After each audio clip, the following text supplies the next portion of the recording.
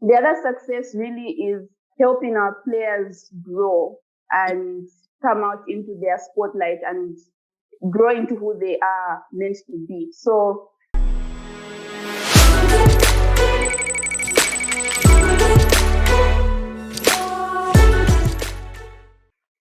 Hey, what's up, you people? It's Johanna, aka Jojo. Today, my guest is Cholwe Shabukali. So, Cholwe is the co-founder of Team Gematrix, the first esport organization in Zambia. So, if you follow the Overlook Audience series, Cholwe was one of my writing article, and she was the topic of one of my writing article. And I'm really proud and really excited to know 1 year after what's going on with Cholwe, where she is, and what's up. And if you haven't actually read the article, I'm going to put it down in the description box. Anyway, with no further ado, Cholwe, welcome. Thank you so much for having me again. Yes, thank you for coming back. I want to know everything. So for the people that don't know you, if you can introduce yourself, give us a little bit more about you, who you are, where you are based, what you do. Okay. Hi everyone. My name is Cholwe Shabukali, and I'm from Lusaka, Zambia. And as Johanna mentioned, I am the co-founder of Team Gematrix. It's Zambia's premier esports organization. We're the first organization in Zambia. And we've made quite a name for ourselves across the region and internationally as well. Our players are embodied as the best fighting gamers in Mortal Kombat in the continent. And we also have one of our players who's based in California, Han Rashid, who represents us pretty well as well. So yeah, that's who we are. And not only are we just an esports team, but we really have a passion to build our community and make esports grassrooted within Zambia and, bridge the cultural barriers that we have in our country and the continent. So we work in collaboration with organizations like Africa Esports Championship, where we bring esports to the continent with various partners across the region, managing tournaments, both online and offline. We also do that for clients. We've worked with Bete Zambia, the e-commerce expo in Zambia, MTN, Huawei, and Infinix Mobile as well. So we're pretty passionate about what we do, and we are kicking ass. That's great. I love the kicking ass things. We want to see that, really. So tell me, Cholwe, how did you get into the gaming industry? I know a little bit about your story, but yeah, let's talk about this for our viewers. Yeah. I got into esports I got into gaming when I was 5 or 6, somewhere there. The first game I played was Mortal Kombat with some cousins of mine.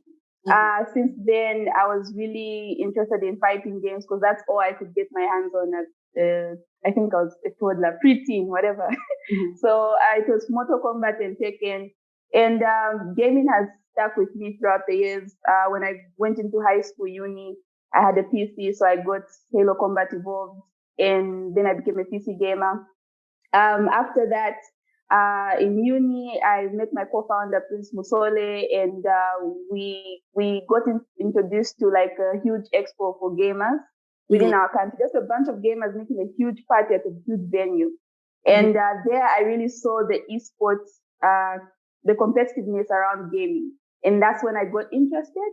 Mm-hmm. Then in 2017, 2018, we wanted to create a business around something we were passionate about, which was gaming. We didn't know what to do, but we just knew we had to start.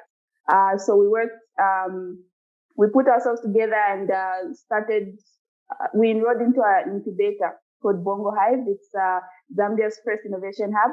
And there we went to the program where we were talking about business models, revenue streams, sustainability. And we didn't know what all this meant, but we knew we had to figure out how gaming fits into that corporate world.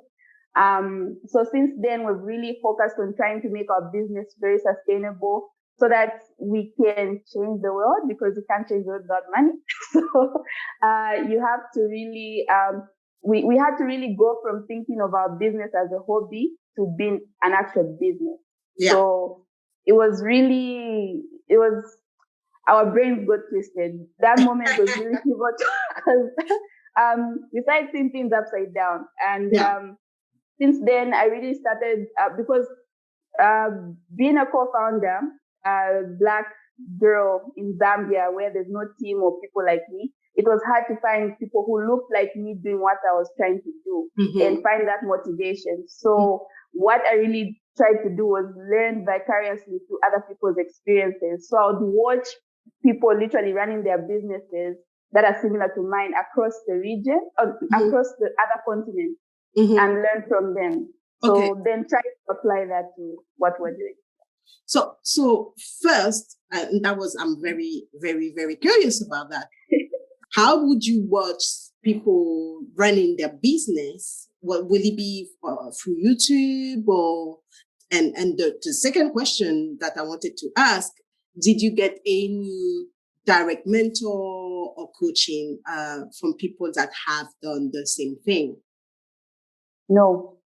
Everyone who really gave me some piece of advice was really about running a business in general, like generic advice from when I was at Bongo. It was mostly generic advice because they hadn't also experienced a startup like ours, so it was new to them as well.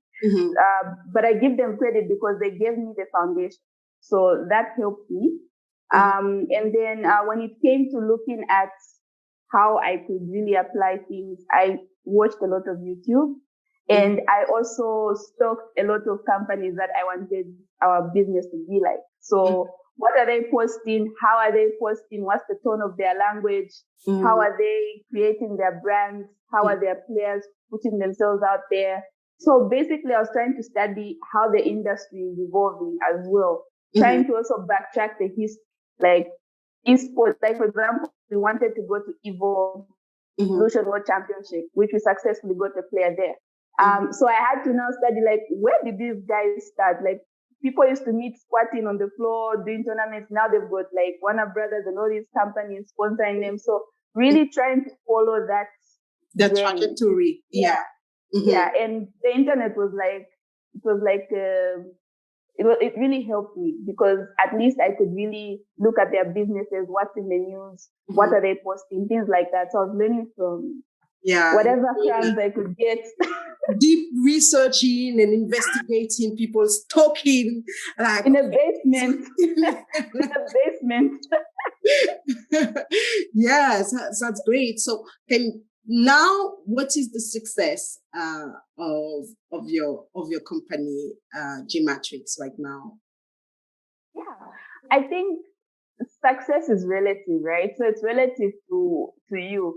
The first success was literally the first tournament we went to. Like we literally got founded in 2018 March, and then we had our first tournament in April. Our big dream by then was just to win a tournament in South Africa, like a huge tournament. And we won a huge tournament literally a month into us founding the company. That was like, we reached the peak of what we wanted. And then the other success really is helping our players grow and come out into their spotlight and grow into who they are meant to be. So that's a huge success to us as well, because now they see the potential that they could actually have in terms of growing their careers in esports.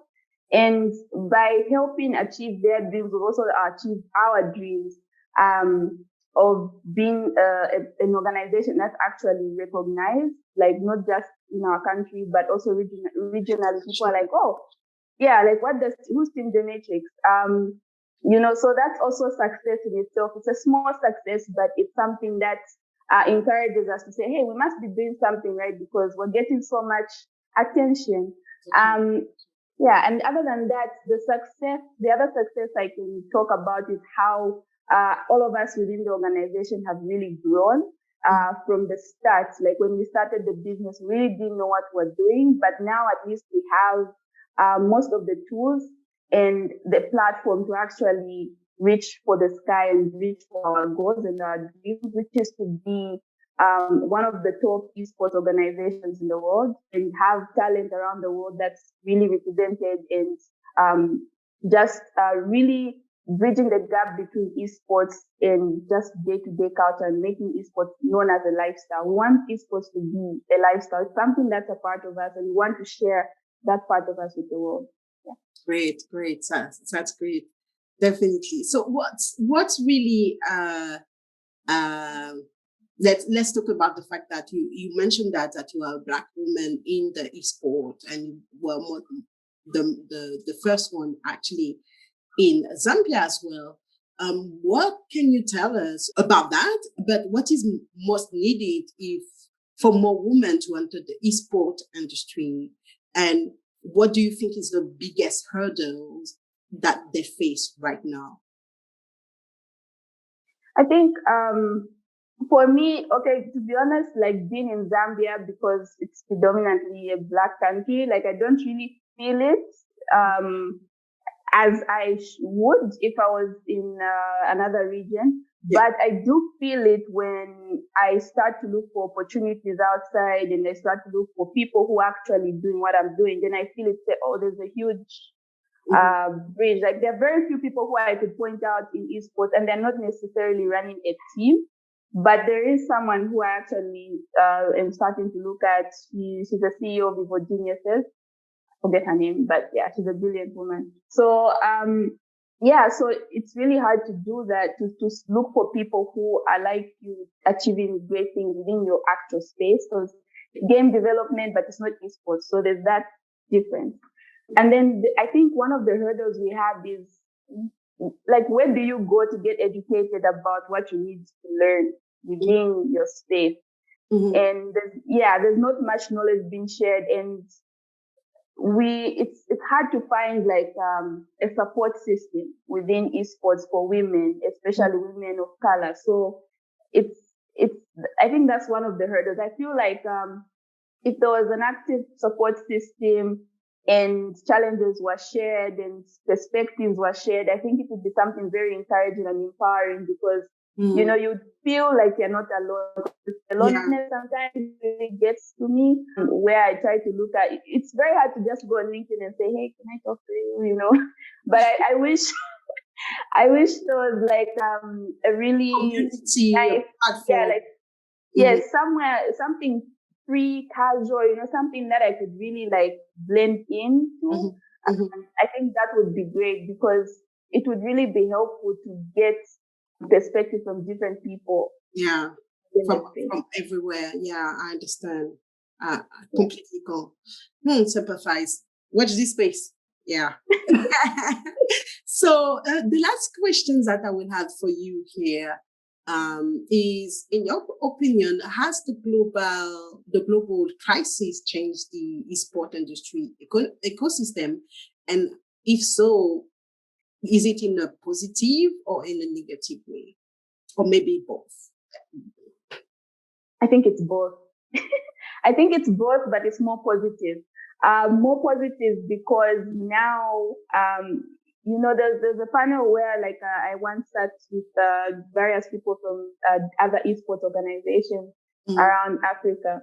And we're fortunate to have someone from Fanatic. He's the head of events. He was there as well. So what we talked about was how a lot of brands in esports are moving from just being a tournament, win 50 championships, to also being an entertainment company, and also generating content creation through streaming and just general content around the players and brands.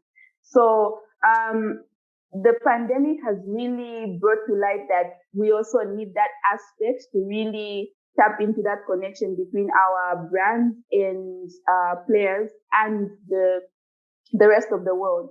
So the pandemic has really helped us take advantage of that, because now everyone is looking at gaming because they have nothing to do when they're not working or when they're just relaxing. They want to do something or see something entertaining, and gaming has been the answer for a lot of people. It has connected people because you needed to interact with everyone around you who's not in your house, but you could play a game through that. So the opportunity that was there, that is still there since the pandemic, is still ongoing in a way in other countries. So yeah, it was really a positive impact on us because a lot of companies started to look at sport as a solution or gaming in general as a solution. And that brought a lot of opportunities to players and organizations and tournaments. So a lot of tournaments were hit hard because they couldn't have physical events. But there was an opportunity to take things online, even though there were some games that suffered because you can't connect across other continents. But there was an opportunity for content generation within your region and to do a tournament within your region online, even though you couldn't do it offline.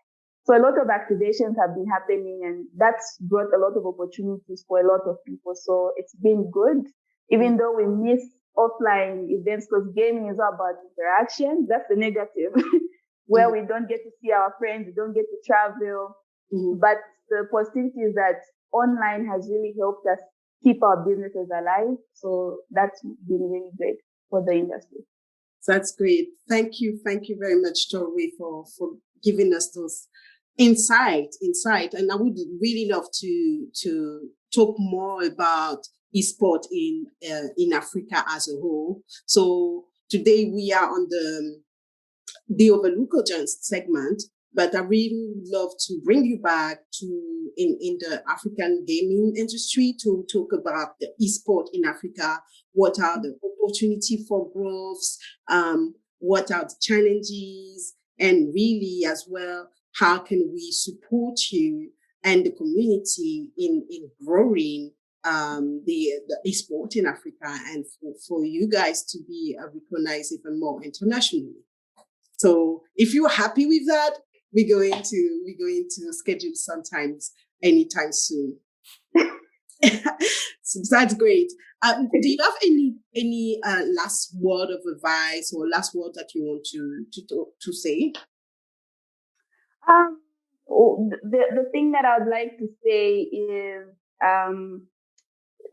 like for a lot of women who are like in this space doing esports, gaming, it may seem like you are alone, but you're not alone. And sometimes it's also important to reach out and, try and connect with as many women, just to share your story, just to share that bond and really learn from other people. So yeah, just remember that you're not alone. It may seem like you are, but you're not. So just remember that as well. Yeah, not alone. We definitely not alone. So, and of course, thank God for the internet. Yes. Like that, we can really feel that we're not alone. So thank you for your time, Cholwe, today. We will have all your credentials, your social media in the description box. If you want viewers to check out Cholwe and Gematrix team, you will be able to do so in clicking right down there. Yes. Oh, yes. Yes. And thank you for your time. Don't forget to subscribe, like, share, and comment. This is Johanna, aka Jojo. Bye. Bye.